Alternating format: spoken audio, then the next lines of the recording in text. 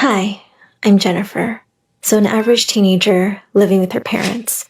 My childhood was amazing. The three of us lived well enough, with my father working in the fields and my mother taking care of the household. But my blissful life didn't last. The drought arrived, like every year in the rural town I lived in. The wallets of the small community dried up as well. Over those 3 months of drought, people went less to the store to buy food because they could not afford it. Teachers used their small amounts of money to buy snacks for those kids who went hungry. But soon, their wallets dried up as well. But my parents always made sure I believed everything was okay.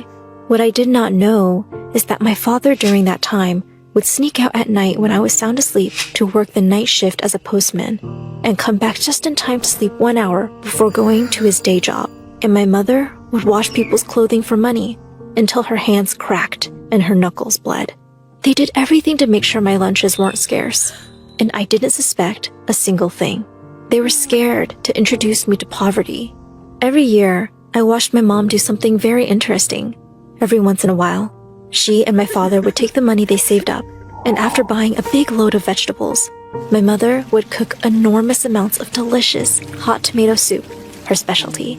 She would open the doors to our house and feed everyone that came by. Families with many kids, kids alone, old folks, everyone. The community came alive and happy on those days, as everyone would huddle up in our front yard and talk as they enjoyed my mom's doing. She was the most generous soul around. And not only did she never let me starve, but she never let anyone starve as well. Years went by and I grew older. Soon enough, I began to realize that things were not what they seemed, that my princess fairy tale was over, and I needed to be confronted in the real world. My parents eventually grew older, and by the time I was in high school, I was babysitting my neighbor's kids, and my lunches soon grew scarce as well. Things got worse and worse.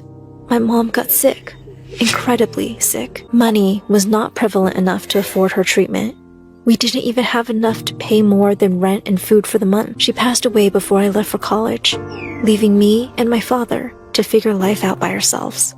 My father was miserable. He missed her every single day. I always believed his heart was broken. Now I needed to stand on my own 2 feet. I ended up going to college. I had studied hard during my school years and had gotten a scholarship for a college near my small town. It was not Harvard, but it was good enough to give me a second chance. My father was put into a retirement home, so I was on my own with no money, with a void in my heart that I was not able to fix. I studied and worked in order to afford the basic needs. I had 2 jobs, one at a fast food restaurant, and I was also a babysitter. My days went by between books, kids, and flipping burgers, and that is how I went by. I really missed my fantasy childhood, having homemade lunches and living life with my only worry being what princess dress to wear during the day. I was tired. It was a Saturday afternoon, but not a regular one. It was my mother's birthday, and for once, I really looked forward to going home and getting a good lunch. Every year, I would save up enough to buy myself a special lunch on her birthday, almost as if it was a sort of gift. It was usually one of the only full meals I had that week, as everything I could afford to cook at home was rice and peanut butter and jelly sandwiches. I walked home, dragging my feet under the sun. I looked around me. Kids were playing in the playground, laughing and screaming in their little fantasy world. Looking after them, tired parents falling asleep on park benches, I was looking forward to my meal. I had to study all night, and I hadn't eaten anything the night before. I just wanted to sit down and eat, and finally get a rest from my crazy life. I tried to keep my energy as I walked home, but my march was becoming slower. As I passed the gas station, I noticed something I hadn't seen in a while. A girl was sitting on the curb, with her head to her knees. Beside her, what looked like her only possessions laid in supermarket bags. Her hair was messy, and so were her clothes, and she looked exhausted and cold. I quickly noticed the sign she had next to her feet. I need money. I'm homeless. She reminded me of my old hometown. I would see people like her every passing season, people who had lost all their hope and had no one to help them. For a brief moment, our eyes met. I shook my head and fixed my gaze forward. Now is not the time for distractions. I have work to do and can't do it on an empty stomach. My home was close, and so I rushed there before I had time to think of something else. I sat down and opened my lunch. The warmth reminded me of home. For a moment, I was that little girl again, with no worries of the world. I began to eat, each swallow harder than the last. "I miss you, Mom," I whispered, as tears filled my eyes. I stared at the warm food I just couldn't eat. Before I knew it, I was rushing back out in the heat. The girl was still there. I approached her and placed a hand on her knees. She looked at me. "How long have you been without food?" I asked. She counted with her fingers. "2," she said. Her face was sunken in. "My parents abandoned me a month ago. I have been struggling to find somewhere to live, and I ended up on the streets," she explained. Memories came back to me like a flood, moving out of my hometown and struggling, never to the point of being homeless, but fighting to afford rent every month and avoid eviction, and checking prices at the supermarket to buy products at their cheapest price. I nodded. I understood her. I looked at my food bag. I was hungry, starving even. I had looked forward to the special restaurant-cooked meal that I had worked so much for, and also for the memories that it resembled.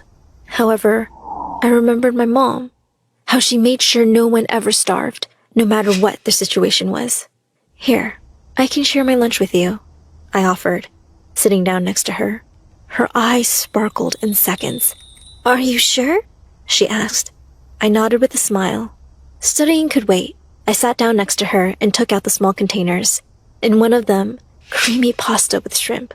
In the other one, a decadent piece of chocolate cake. As she ate her first meal in 2 days, she shared with me her life story. I couldn't help but notice how much she was enjoying it.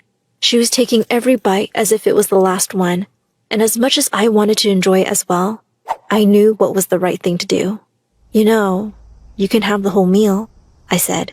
Her eyes widened. "No, I can't accept that. It's too much," she said, closing the containers. I grabbed her hand and looked into her eyes, which were glossy. "Have it. You need it more than I do." As I left, she grabbed my hand. "Thank you. I will pay you back one day," she said, and I smiled back. I was happy as I went back home. Yes, maybe now I didn't have lunch for myself, and let me tell you, the outcome was not easy. Skipping such a meal, especially since I had avoided breakfast that day and dinner the night before in order to enjoy my special meals to the maximum, had not worked in my favor. I spent the next day relishing on the consequences of not eating, which included almost fainting at work, a grumbling stomach, and extreme tiredness. But helping that girl and making her less miserable left me satisfied better than any meal could. I knew my mother, especially on her birthday, would have been proud. Time went by, faster than I thought. I worked and studied day in and day out, saving up money little by little with my hard work. I always made sure to help others, and that helped my happiness grow with time.